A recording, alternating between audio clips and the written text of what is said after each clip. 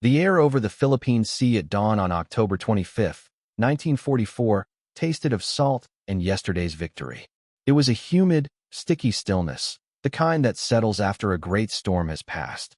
For the pilots of Taffy 3's dawn patrol, men like Ensign William Brooks, banking their TBM Avenger torpedo bombers in lazy circles, the world felt blessedly, profoundly simple. Below them, the sea was a sheet of hammered pewter, reflecting the bruised purples and soft oranges of the rising sun. Their mission was anti-submarine patrol, a term that was, on this particular morning, a synonym for boring. It was a milk run, a formality. The real war, the grand, earth-shaking part of it, had happened yesterday. Radio chatter was still electric with the news. Admiral Halsey's magnificent Third Fleet, the most powerful naval weapon ever forged by man, had found the Japanese center force in the Sibuyan Sea. They had pounced on it, pounded it, and sent it limping for home. The super-battleship Musashi, sister to the mythical Yamato, was now a mangled wreck on the ocean floor. The rest of Kurita's fleet, the official reports said, was crippled, bleeding oil, and in full retreat. The door to the Leyte landings, the San Bernardino Strait, was slammed shut, locked, and guarded. Now, Halsey was streaking north, racing to annihilate the last of Japan's aircraft carriers, a decoy force sent to lure him away.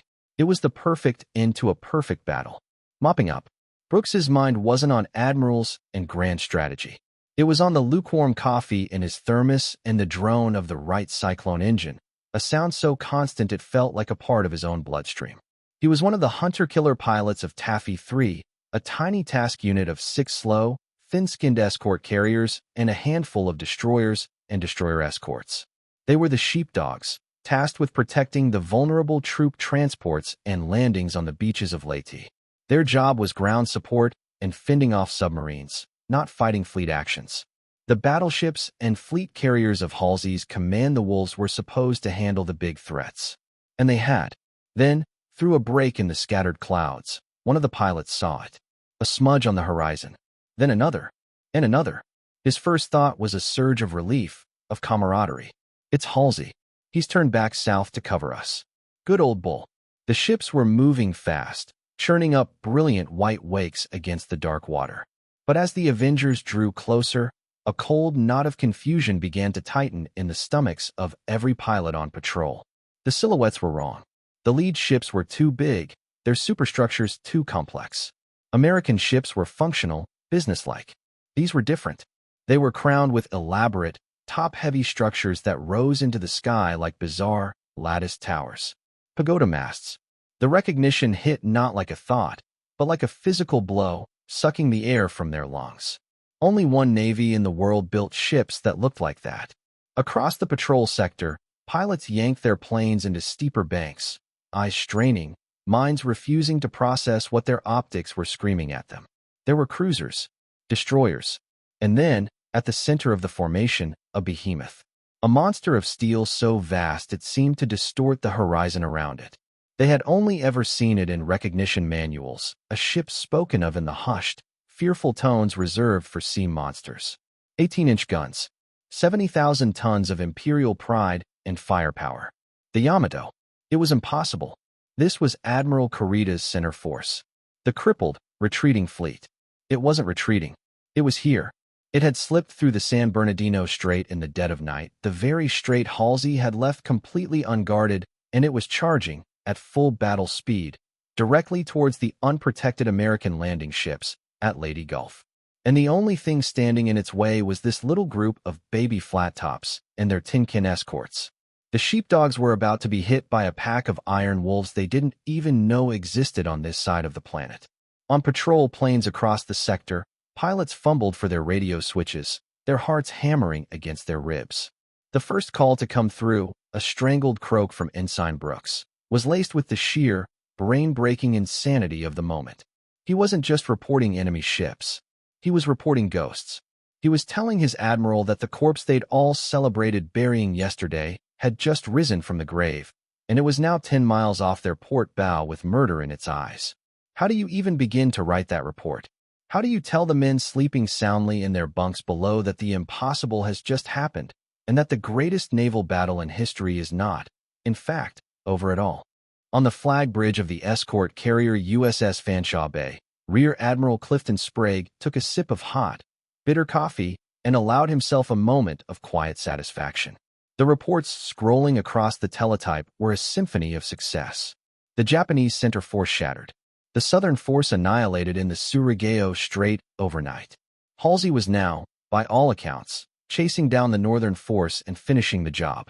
For Sprague's small task unit, Taffy 3, the war had settled into a predictable, manageable rhythm of launching planes for ground support and keeping an eye out for stray submarines. His world, at that moment, was governed by the clean, reassuring logic of the battle plan. The plan was working. The map was correct. So when Ensign Brooks's frantic, almost hysterical voice crackled over the bridge speaker, enemy fleet sighted. For battleships, 8 cruisers, bearing 090, distance 30,000 yards. The initial reaction was not panic. It was annoyance. A flicker of pity for a young pilot who was clearly lost, terrified, and misidentifying his own Navy. Get that pilot a key to the recognition charts, an officer muttered beside Sprague. He's seeing Halsey's battleships and getting buck fever. It was the only explanation that made any sense. In the rigid, rule-based world of naval command, you do not simply conjure a Japanese battle fleet out of thin air in a sector that has been declared clear. It was a violation of the laws of strategic physics. Sprague, a calm, methodical commander, keyed his own microphone. Confirm identification, he ordered, his voice steady. He was managing a pilot's confusion, not a naval crisis. The system was processing an error. The machine was designed to correct these things. He asked for the pilot's position, expecting to be told he'd strayed 100 miles off course. But Brooks's voice came back, sharper this time, frayed with disbelief at being questioned. Identification confirmed. Pagoda masts. I see the big one. I see the Yamato. A chill, colder than the air-conditioned breeze on the bridge, snaked through the room. Yamato. The name was a myth. A boogeyman.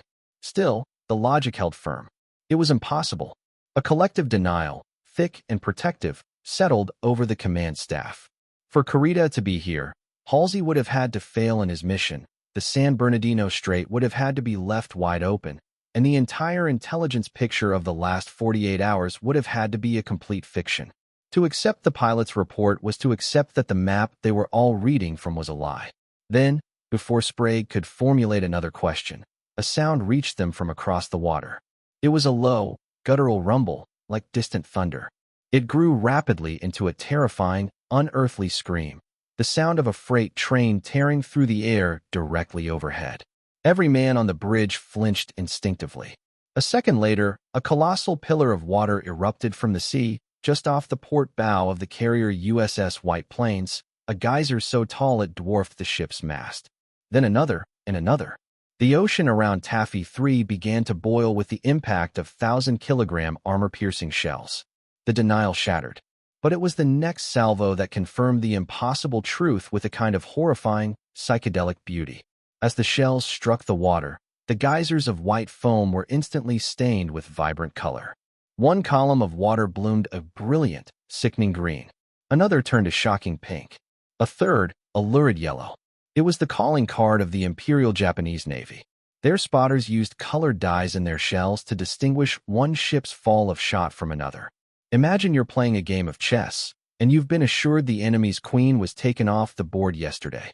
You're calmly moving your pawns forward when suddenly, that very queen appears right beside your king, and you realize with a jolt of ice in your veins that the piece wasn't captured. The board was just bigger than you were told. That was the feeling on Sprague's bridge. The official explanation, so logical and comforting just moments before, had just been murdered by a salvo of rainbow-colored water. They weren't looking at a pilot's mistake. They were looking at the meticulously color-coded proof of their own impending annihilation. On the bridge of the Fanshawe Bay, the colored geysers weren't just a confirmation of the enemy's identity, they were the final, deafening toll of a bell announcing the death of the grand plan.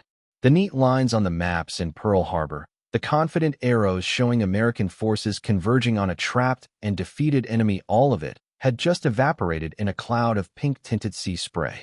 Admiral Sprague was no longer a small piece in a perfectly functioning machine. He was the sole guardian of a gate that High Command didn't even know was under attack. To understand the sheer, stomach-turning terror of that moment, you have to pull the camera back from the chaos of Taffy 3 and look at the whole board. Imagine the invasion of the Philippines is the siege of a massive, impenetrable fortress. The fortress is Leyte Gulf. Inside are your most precious assets, hundreds of transport ships, fat and slow, filled with tens of thousands of soldiers, mountains of ammunition, fuel, and food. They are the entire reason you are here, the lifeblood of the whole operation. Now, this fortress has two main gates. The southern gate, Surigao Strait, was attacked last night, and the defenders, under Admiral Oldendorf, performed magnificently. They annihilated the enemy. That gate is secure. The northern gate, the San Bernardino Strait, was considered even more secure because the main army of the castle, Admiral Halsey's mighty Third Fleet, had supposedly crushed the enemy force threatening it and was now guarding it. But here is the fatal assumption. The lie on the map: Halsey wasn't there. He'd taken his entire army, every last knight and archer, and gone charging off hundreds of miles to the north, chasing a ghost. He had left the northern gate not just unlocked, but wide open. And now, Admiral Kurita's elite Imperial Guard, the very force everyone thought was defeated, has marched straight through that open gate. They are inside the fortress walls. And the only thing standing between this ravenous wolf pack of battleships and heavy cruisers and the defenseless flock of sheep in the harbor is Clifton Sprague and his handful of town watchmen. His ships, the escort carriers, were nicknamed jeep carriers. They were built on cheap merchant hulls, were notoriously slow, and had armor so thin a destroyer's 5-inch gun could tear through it. Their primary weapon was aircraft, but on their decks sat planes armed for ground support and submarine hunting bombs for bunkers, not torpedoes for battleships.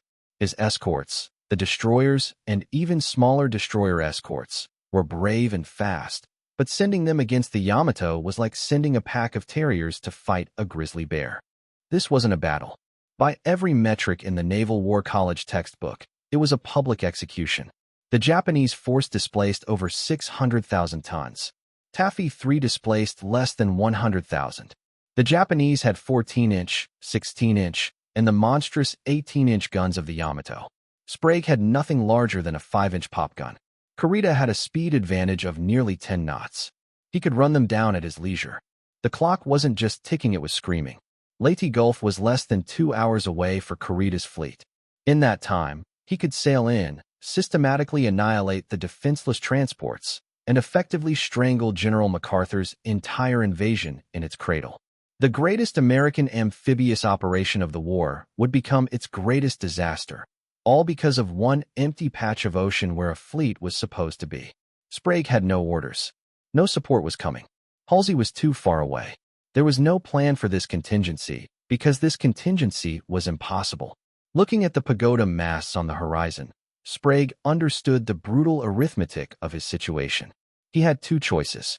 He could run, try to save his own ships, and in doing so, personally sign the death warrant for every man on the beaches and in the transports. Or he could turn his tiny, hopelessly outgunned force directly into the teeth of the most powerful surface fleet left in the Japanese Navy.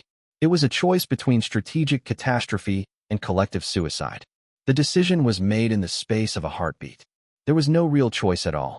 He grabbed the microphone, his voice cutting through the stunned silence on the bridge, sharp and clear. "All Taffy 3 ships," he broadcast, "turn to port. Form a line. We are attacking." He was ordering the terriers to charge the bear. It was an insane, illogical, and utterly hopeless command. And it was the only thing left to do.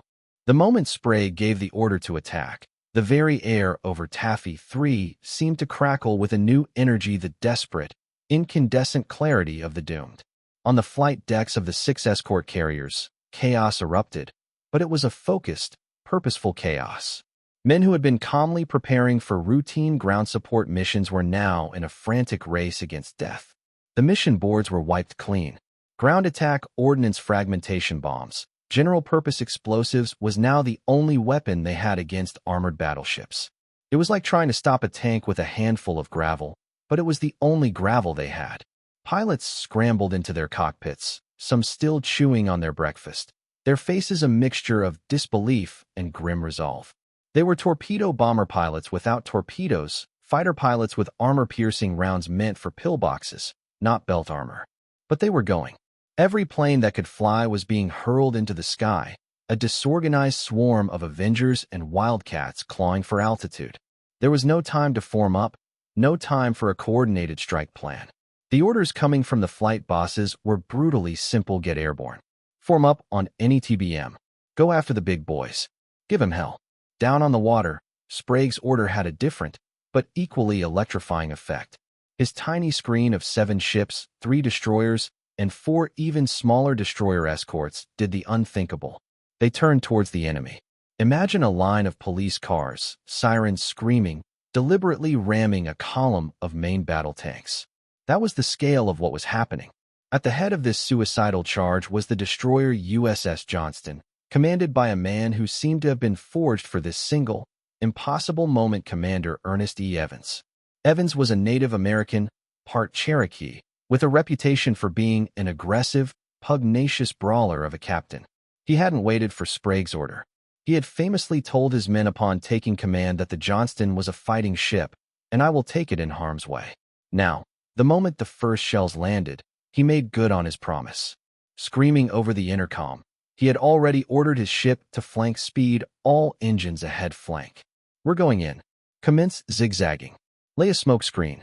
The Johnston was a Fletcher-class destroyer, a tough, fast ship, but it was a gnat attacking a dragon. Without hesitation, Evans laid a thick chemical smoke screen to try and shield the fleeing carriers, then peeled off and charged directly at the lead Japanese cruiser, the Yamato. He was closing the distance, hurtling over the waves at 30 knots, shells from the cruiser splashing all around him, bracketing his ship in columns of water. His own 5-inch guns were firing as fast as the crews could load them, the shells bouncing harmlessly off the cruiser's heavy armor. They were an annoyance, a distraction. But Evans wasn't trying to sink the Yamato with his guns. He was closing in for a torpedo run. It was a knife fight, and he was bringing his knife right up against the enemy's throat. At 10,000 yards point-blank range in a naval gunnery duel, the Johnston unleashed its full salvo of 10 torpedoes.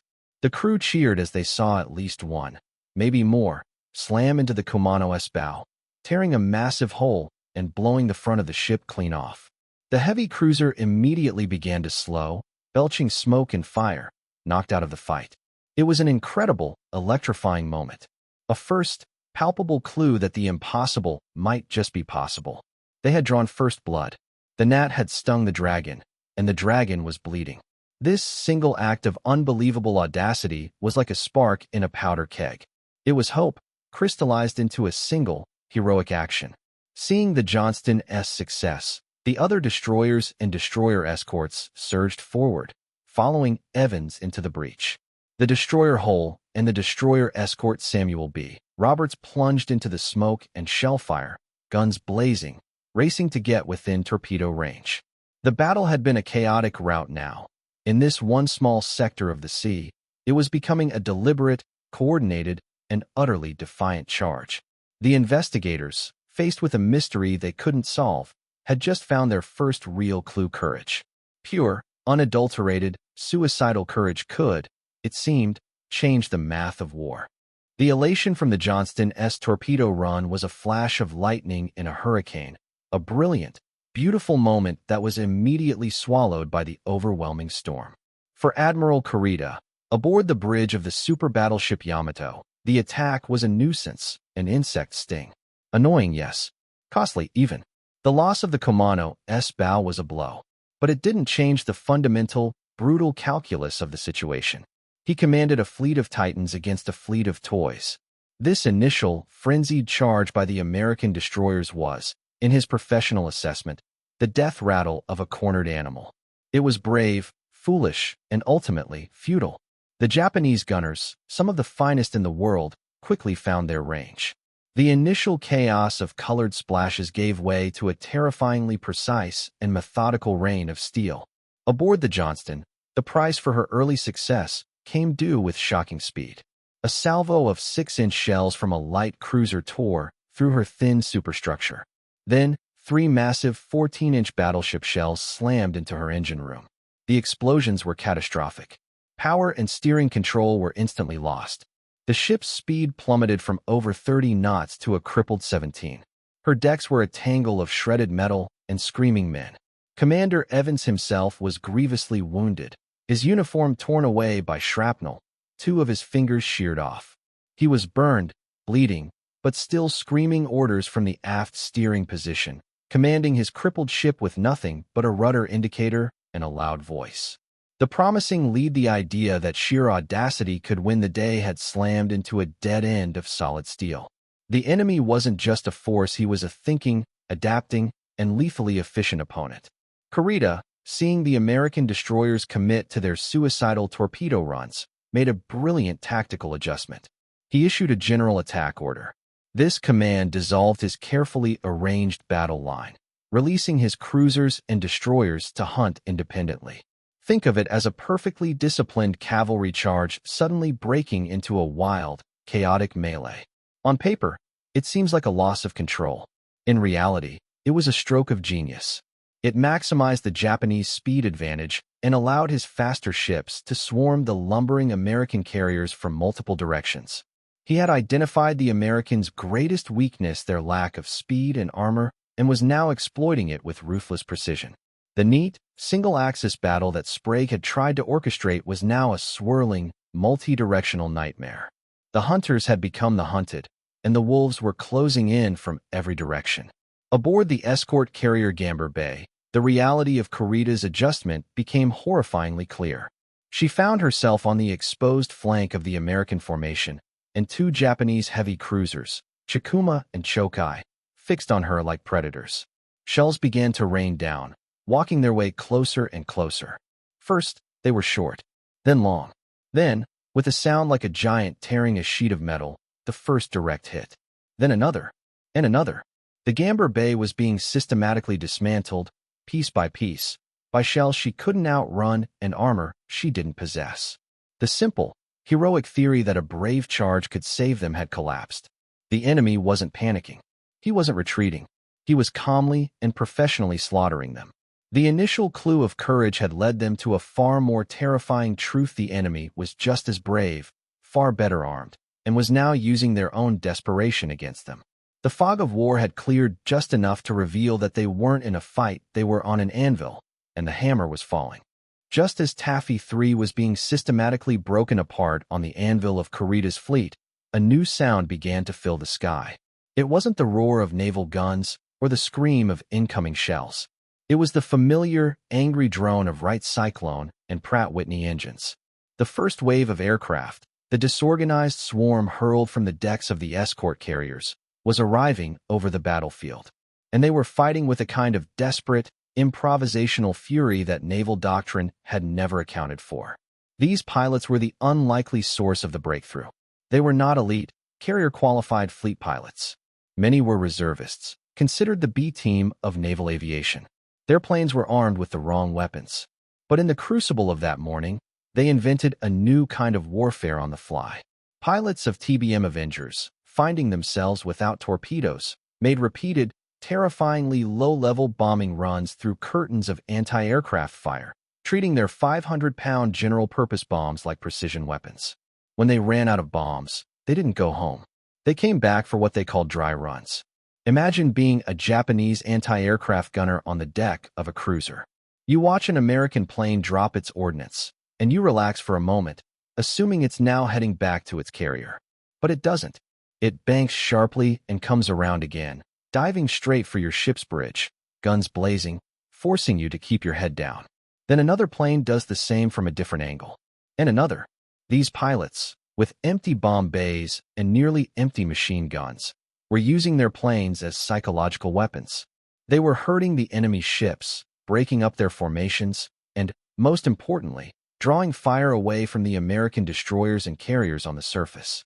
They were a relentless, buzzing cloud of gnats that simply refused to go away. One pilot, Lieutenant Commander Edward J. Huxtable, flying a Jeep carrier Wildcat, found himself in a furball with a squadron of Japanese fighters. He shot one down, then found his guns had jammed. He was defenseless, but below him, he could see the Japanese cruisers pouring fire into the Gamber Bay. So he did the only thing he could.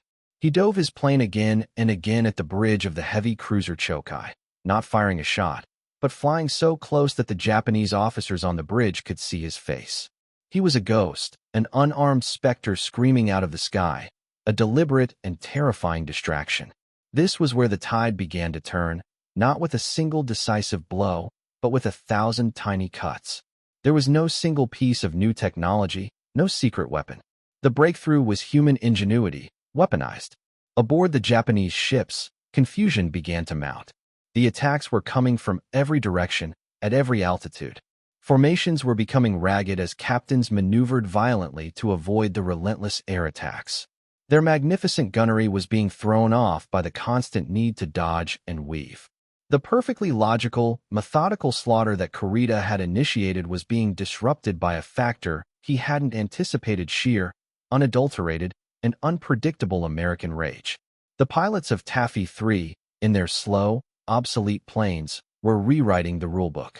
They were demonstrating a new and deeply uncomfortable truth for the Japanese commanders that a force with nothing left to lose is one of the most dangerous things on a battlefield. The path forward was no longer about a heroic surface charge. It was about sustaining this chaotic, multi-pronged aerial assault long enough to convince Kurita that the price of sinking these tiny ships was going to be unacceptably, perhaps even fatally, high. As the pilots of Taffy 3 clawed at the Japanese fleet from the air, a picture began to form in the mind of Admiral Kurita. It was a terrifying picture, pieced together from a dozen fragmented, contradictory, and alarming reports.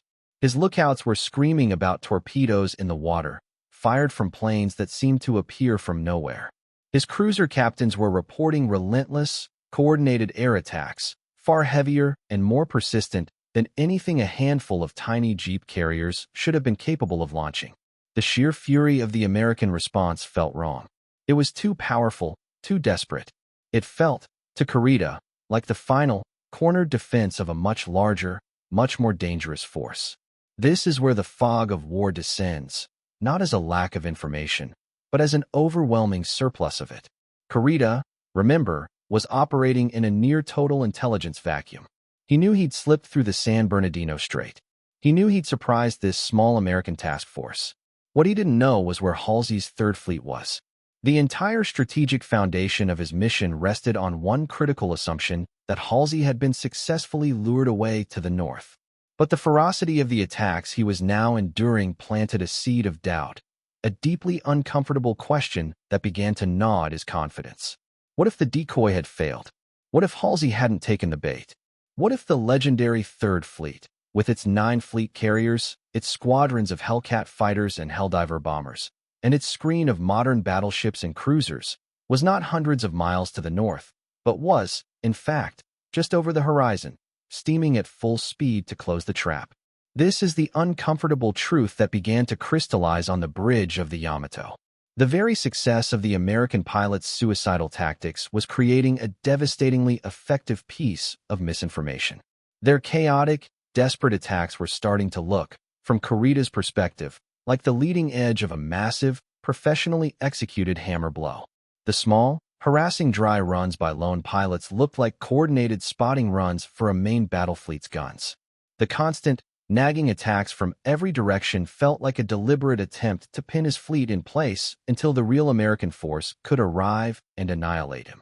The heroic sacrifice of the American destroyers now looked different, too. It was no longer a foolish death charge, it was a calculated, delaying action. They weren't trying to win, they were trying to buy time. But for whom? The only logical answer was Halsey. This growing fear was compounded by a critical failure in Japanese naval doctrine. Unlike the Americans, they had not developed a robust combat information center. Kurita's bridge was a storm of shouting lookouts, runners carrying paper messages, and crackling, unreliable radio reports. He was trying to command a complex naval action with the information tools of the First World War. He had no single, coherent picture of the battlefield. All he had were the terrifying pieces. And when he put those pieces together, they spelled a single word: ambush. He, the hunter, had walked into a trap. This belief, born from the courage and ingenuity of his enemy, was the new, terrible reality that now governed his every decision. It was a truth that contradicted everything he knew, but the evidence was screaming at him from every point on the compass. 200 miles to the north, aboard the battleship USS New Jersey, Admiral William Bull Halsey was living in a completely different reality. His world was one of triumph. He had found the Japanese northern force the carriers his scouts had been screaming about, and he was closing in for a glorious, history-making kill. His teletype was alight with congratulatory messages. He was on the verge of wiping out the last remnants of Japanese naval aviation. In his mind, the battle for Leyte Gulf was not only won, but was entering its spectacular final act, with him as the undisputed star. Then, the messages started to arrive. They were faint at first, filtered through layers of command, distorted by distance and the chaos of battle. They were panic calls for help from the escort carriers of Taffy 3. But in the context of Halsey's reality, they made no sense. Enemy battleships and cruisers firing on us, one read. Halsey and his staff scoffed. It was impossible. Kurita's center force was crippled and retreating west, not south. It had to be a mistake. The pilots must be misidentifying a minor, stray Japanese unit. The system, the grand plan, was still perfect. The reports were an anomaly, a piece of grit in the otherwise flawless machine. Then came a message in plain, uncoded English, a sign of extreme desperation, from Admiral Sprague himself under attack by 4 battleships, 8 cruisers. Still, the denial held. Halsey's staff rationalized it away. Maybe it was a part of the Southern force that had somehow slipped through the Surigao Strait. The idea that the San Bernardino Strait was wide open and that Kurita's main fleet was through it was simply too catastrophic to contemplate. To accept it meant accepting that Halsey had made a disastrous, world-altering blunder. And so, the system pushed back. The official reality, the one where Halsey was the hero about to win the war, was defended with a stubborn, almost willful blindness. He flashed a message to his task group commanders continue to close on the enemy carrier group. We are going to finish the job. But the messages from the south kept coming, each one more frantic than the last. They were no longer just reports, they were pleas. The little escort carriers were being slaughtered. Finally, a message arrived that was so cold, so sharp, it managed to cut through the thick fog of victory on Halsey's bridge. It came not from the desperate men under fire, but from Admiral Nimitz himself, the supreme commander of the Pacific Fleet, thousands of miles away in Pearl Harbor. The message was mostly routine traffic, but it ended with a short, sharp question padded with random letters for encryption purposes. Turkey trots 2 water GG from SyncPack Action Com, 3rd Fleet Info Commons, CTF 77X, where is repeat, where is Task Force 34RR, the world wonders. The radio operator on Halsey's bridge, in a moment of either confusion or pure, unintentional genius, left the final padding phrase the world wonders in the decrypted text. When Halsey read it, he didn't see a routine message. He saw a searing, public rebuke from his commander-in-chief. Where's the battle line you were supposed to have left guarding the strait? The whole world is wondering what you were doing. In that instant, his reality shattered. He flew into a rage, tearing his cap from his head and slamming it onto the deck. The truth, which he had so vigorously denied, now hit him with the force of a physical blow. The reports aren't wrong. He was wrong. He had left the gate wide open. He had been lured away. While he was chasing a crippled decoy force, the real Japanese fleet was savaging the soft underbelly of the entire American invasion. The bureaucrat, the system, had finally been confronted with a piece of evidence so undeniable it could no longer be ignored or buried. But it was too late. The disaster he could have prevented was already in full, bloody progress. The price of truth, for Admiral Takeo Kurita, was the slow, agonizing erosion of his will to fight. Every minute that passed, his conviction that he was steaming into a colossal American trap grew stronger. His fleet was now scattered, his beautiful battle line dissolved into a chaotic melee. The destroyer hull had been sunk, going down with guns still blazing. The destroyer escort Samuel B. Roberts, which had charged battleships with its single 5-inch gun, was a burning wreck.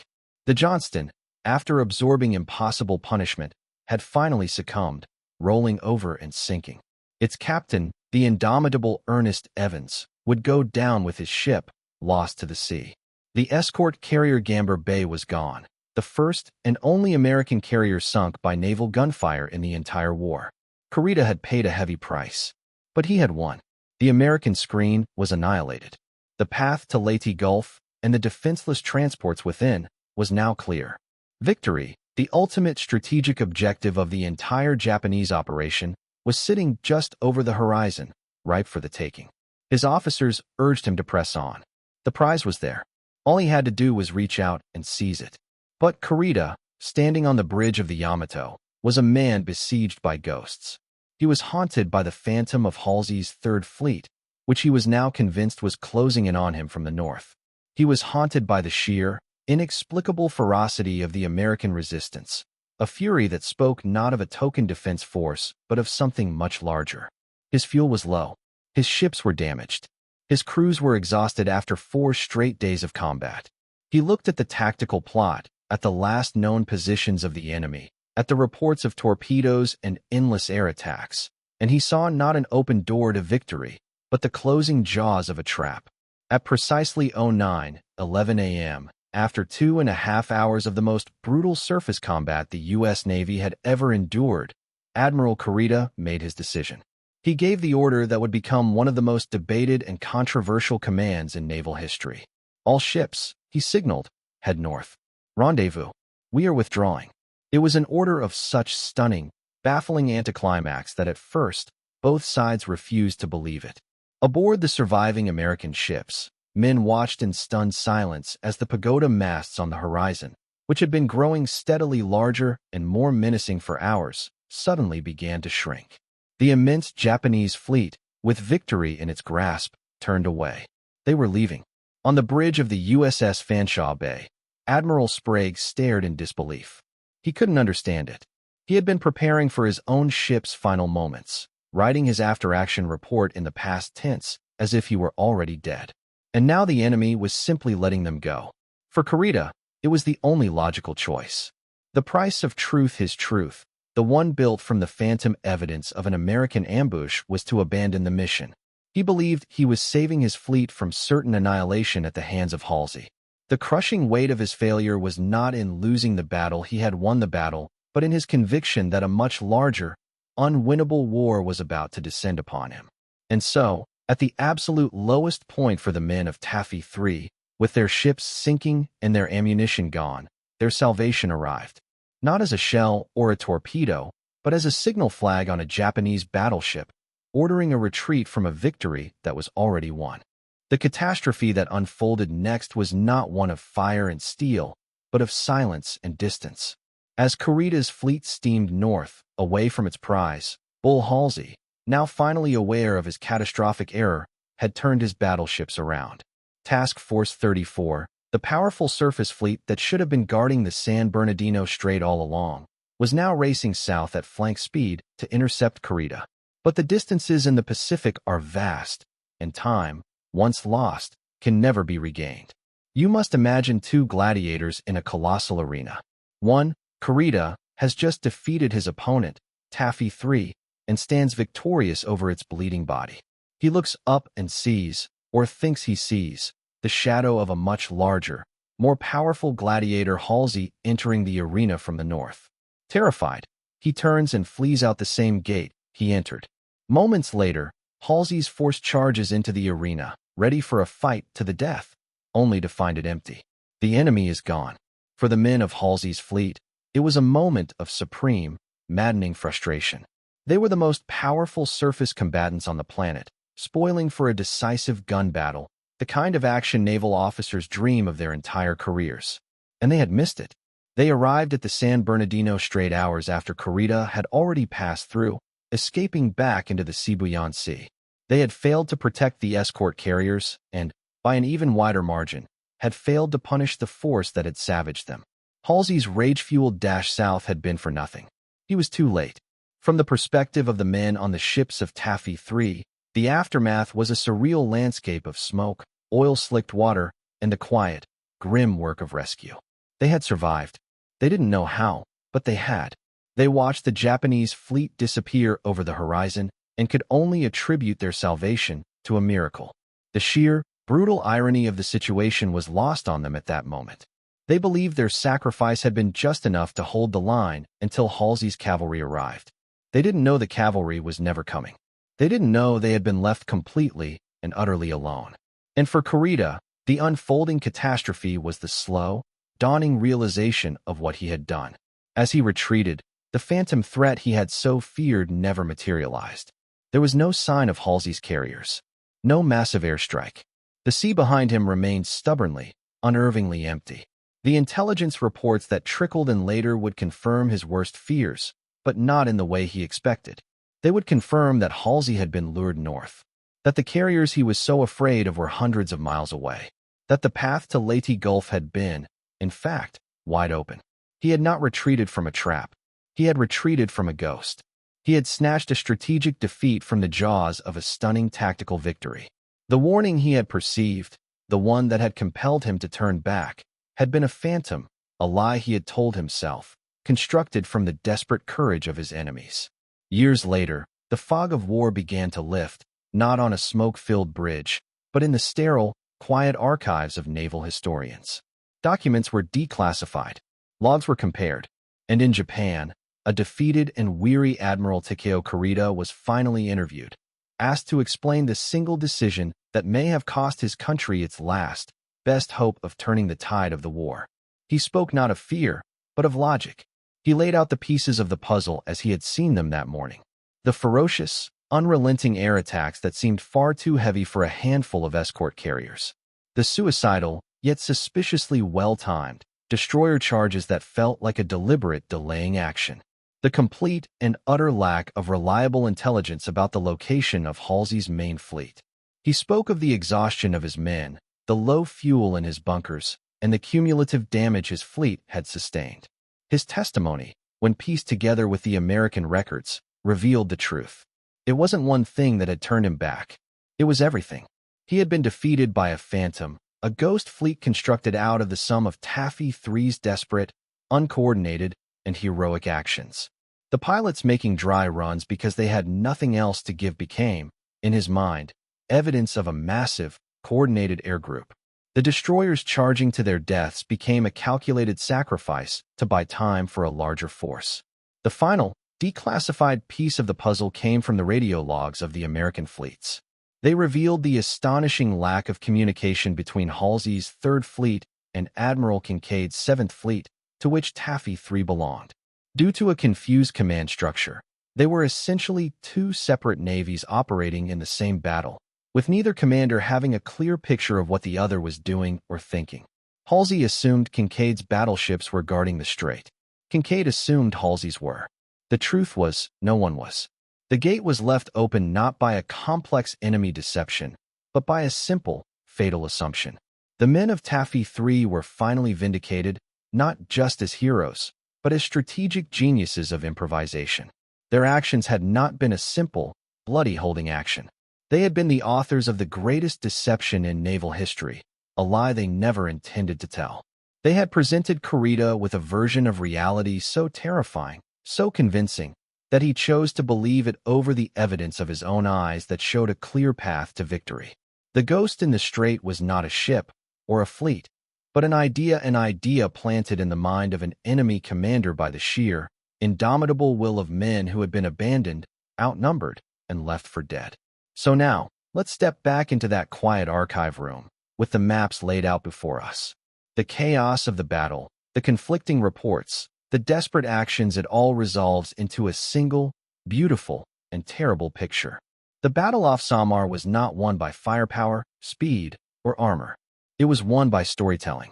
The pilots and sailors of Taffy 3, through their sacrifice, told Admiral Kurita a story. It was a story of a vast, hidden American fleet waiting in ambush just over the horizon. It was a complete fiction, but they told it with such conviction, with such blood and fire, that he believed it. Think of it this way. War is the ultimate collision of two opposing realities. Each commander has a map of the world in his head, a version of the truth he believes in. The battle is fought to see which of those maps is correct.